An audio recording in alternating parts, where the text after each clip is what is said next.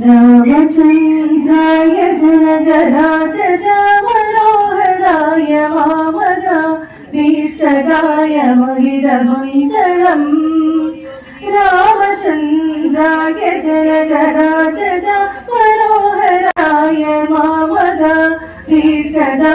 महितमङ्गलम् कौसलेशाय मन्द्रहासदासभूषणाय वासवादिविनुतसत्वराय Mangalam चारुमेघरामाय चन्दनादिचर्चिताय हारकड़कशोभिताय भूरिमङ्गलम् ललितरत्नकुण्डलाय तुलसीवनमालिकाय जगदसदृशदेहाय चारुमङ्गलम् Devaki सुपुत्राय देवदेवोत्सवाय पावजा गुरुवराय भव्यमङ्गलम् पुण्डरीकाक्षाय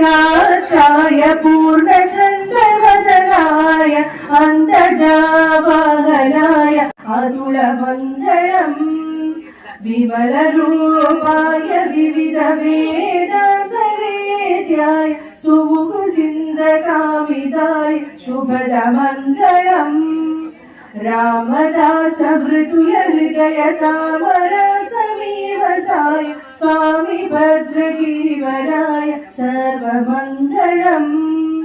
रामचन्द्राय Janakraj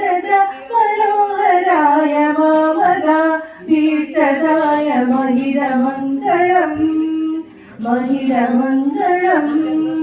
महितमङ्गलम्।